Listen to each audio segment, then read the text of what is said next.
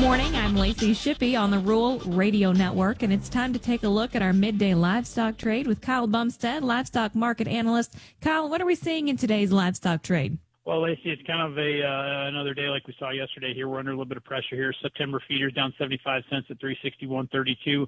Low is 359.75, so offer lows here by about $1.50, $1.60. October's kind of the same direction there, 358.77 low. We're sitting at 360.60 right now. So, not quite off our lows here by about $2. On the live cattle side of things here, October down $1.22 at 237.10. Lows been 237. We're sitting here getting pressed towards today's lows here. On top of that, we're seeing cash a little bit softer than we did last week here in Nebraska. Seeing a lot of 243 trade here in the north and a lot of 242 to 243 trade in the south. Now, the south is out trading is running about even here with the north, and it wouldn't surprise me here in the coming weeks here if the south does kind of trade premium here to the north, as it typically does start to do here this time of year. Another thing that I've been watching out here is the cow slaughter numbers here. I look for those to start to potentially ramp up. There was some discussion about some of these cow plants in the north only being about 50% right now, but a lot of folks haven't weaned yet, so a lot of them aren't coming to town. We're seeing a little bit of commercial sell pressure out here. Dees losing ground to the Fed losing ground to the April as far as the live cattle go, so tells me the commercials are doing a little bit of selling here. On the flip side of that, in the feeder cattle, we're seeing a little bit of commercial buying here. We're seeing the October gain on the November and the November gain on the January. So once you get out past that November contract, though, that volume really kind of starts to dry up, and the volume has been light here the last couple sessions. And when we look at yesterday's action here, the open interest was up 437 contracts here in the live cattle, and feeder cattle was up 88 contracts. The volume was about normal. Thank you, Kyle. That's livestock market analyst Kyle Bumsted. If you'd like to talk to him about the livestock markets, call him at 308-708-7340. You're listening to the Rural Radio Network.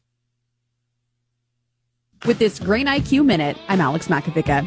Grain marketing is a critical piece in keeping your operation profitable, but there's so much more to marketing than simply selling your grain. When you sell your grain can be directly related to your resources, like grain storage. The storage facility, the ability to dry the grain, gives us so much more options. It allows us to more efficiently handle the grain at harvest.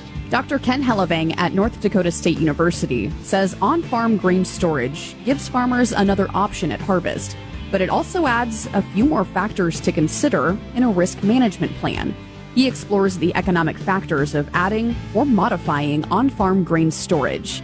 Grain IQ, the grain marketing podcast, helping you be more profitable. Subscribe and listen on Spotify, Apple Podcasts, YouTube, or the Rural Radio Podcast Hub. Grain IQ is brought to you in part by Nebraska soybean farmers and their checkoff. Welcome back to a check of your markets. I'm Lacey Shippey on the Rural Radio Network. Corn futures are trying to make a little comeback to the positive today, but spillover pressure from the beans is keeping them just a few cents below. Ethanol margins are fairly stable, with blenders seeing some pressure from a shift to cheaper fall blends. The weekly export sales report is delayed until tomorrow, with weekly sales expected to be in the 600 to 900,000 metric ton range. Soybeans are lower, with light selling continuing and the meal narrowly mixed. Export bean sales are expected to be in the 300 to 500,000 metric ton range, with better product sales. The wheat complex is deeply oversold, with some new lows coming in again today. Weekly export sales for wheat are expected to be between 350 and 550,000 metric tons. December corn is down a half at 417.5. March down a half at 435.5. November soybeans down 3.5 at 1028. January down 3.5 at 1046.5.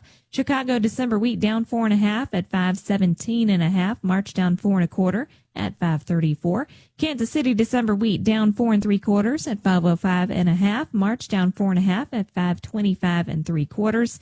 September soybean meal is up 360 at 279.50. September bean oil down 30 cents at 50.86.